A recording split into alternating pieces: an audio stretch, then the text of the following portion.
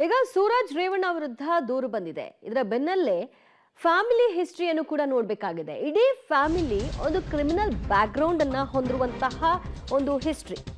ಯಾರ್ಯಾರ ಮೇಲೆ ಯಾವ್ಯಾವ ಕೇಸ್ಗಳು ಇದುವರೆಗೂ ದಾಖಲಾಗಿದೆ, ಸೂರಜ್ನ ಫ್ಯಾಮಿಲಿ ಟ್ರೀ ಡೀಟೇಲ್ಸ್ ಅನ್ನ ಪಬ್ಲಿಕ್ ಟಿವಿಯಲ್ಲಿ ನೀವು ನೋಡಬಹುದಾಗಿದೆ. ಸೂರಜ್ ರೇವಣ್ಣ ಕುಟುಂಬದ ಹಿನ್ನೆಲೆ, ಕ್ರಿಮಿನಲ್ ಹಿಸ್ಟ್ರಿ ಇರುವಂತಹ ಒಂದು ಬ್ಯಾಕ್ಗ್ರೌಂಡ್. ಸೊ ಹಾಗಾದರೆ ಯಾರ್ಯಾರ ಮೇಲೆ ಯಾವೆಲ್ಲ ಪ್ರಕರಣಗಳು ಯಾವ ಸಂದರ್ಭದಲ್ಲಿ ದಾಖಲಾಗಿದೆ, ಈಗ ಅದು ಯಾವ ಹಂತದಲ್ಲಿದೆ, ಇದೆಲ್ಲದರ ವಿವರವನ್ನ ಗಮನಿಸೋದಾದ್ರೆ, ಮೊದಲನೇದಾಗಿ ರೇವಣ್ಣ ಅವರು ಮಾಜಿ ಸಚಿವರು. ಈಗ ಆರೋಪವನ್ನ ಹೊತ್ತಿರುವಂತಹ ಒಂದು ಕೇಸ್ನಲ್ಲಿ ಅವರು ವಿಚಾರಣೆಯನ್ನ ನಡೀತಾ ಇದೆ ಅವರ ವಿರುದ್ಧವಾಗಿ. KR ನಗರ ಸಂತ್ರಸ್ತೆ ಕಿಡ್ನಾಪ್ ಮಾಡಿದ್ದಾರೆ ಎಂಬುದಾಗಿ ಅವರ ವಿರುದ್ಧ ದೂರನ್ನ ಕೊಟ್ಟಿರುವಂತಹ ಕೇಸ್ ಅದು. ಜೈಲು ಶಿಕ್ಷೆಯನ್ನು ಅನುಭವಿಸಿ ಈಗ ಜಾಮೀನಿನ ಮೇಲೆ ಅವರು ಹೊರಕ್ಕೆ ಬಂದಿದ್ದಾರೆ ರೇವಣ್ಣ ಅವರು. ಇದು ಸೂರಜ್ ರೇವಣ್ಣ ಅವರ ತಂದೆ.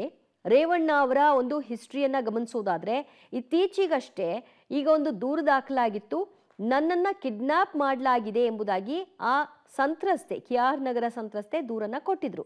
ಸೊ ಆ ಕೇಸ್ಗೆ ಸಂಬಂಧಪಟ್ಟ ಹಾಗೆ ವಿಚಾರಣೆ ನಡೆಸಿ ನಂತರ ಅವರು ಜೈಲು ವಾಸವನ್ನು ಅನುಭವಿಸಿದ್ರು. ನಂತರ ಈಗ ಜಾಮೀನನ್ನ ಪಡ್ಕೊಂಡು ರೇವಣ್ಣ ಅವರು ಹೊರಕ್ಕೆ ಬಂದಿದ್ದಾರೆ.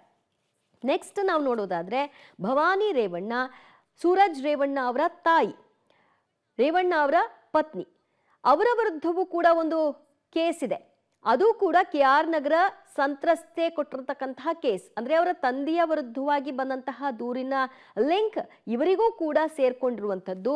ಇವರು ನನ್ನನ್ನ ಬೆದರಿಸಿದ್ದಾರೆ ಎಂಬುದಾಗಿ ಆಕೆ ದೂರನ್ನ ಕೊಟ್ಟಿದ್ದಾರೆ. ಸದ್ಯ ನಿರೀಕ್ಷಣಾ ಜಾಮೀನನ್ನ ಪಡ್ಕೊಂಡಿದ್ದಾರೆ ಭವಾನಿ ರೇವಣ್ಣ ಅವರು.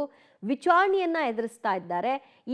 ಈ ಒಂದು ಕೇಸ್ ಕೂಡ ಇನ್ನೂ ಜೀವಂತವಾಗಿದ್ದು ತನಿಖೆ ಹಂತದಲ್ಲೇ ಇದೆ. ಸೊ ಇದರ ಒಂದು ಸತ್ಯಾಸತ್ಯತೆ ಮುಂದಿನ ದಿನಗಳಲ್ಲಿ ಏನು ಎತ್ತ ಎಲ್ಲವೂ ಕೂಡ ಹೊರಕ್ಕೆ ಬರಬೇಕು. ಆದರೆ ಇನ್ನೂ ಕೂಡ ತನಿಖಾ ಹಂತದಲ್ಲಿದೆ. ಇವರ ವಿರುದ್ಧ ಆರೋಪ ಇದೆ. ನೆಕ್ಸ್ಟ್ ನಾವು ನೋಡೋದಾದ್ರೆ, ಪ್ರಜ್ವಲ್ ರೇವಣ್ಣ, ರೇವಣ್ಣ ಮತ್ತು ಭವಾನಿ ರೇವಣ್ಣ ಅವರ ಎರಡನೇ ಪುತ್ರ, ಸೂರಜ್ನ ಸಹೋದರ.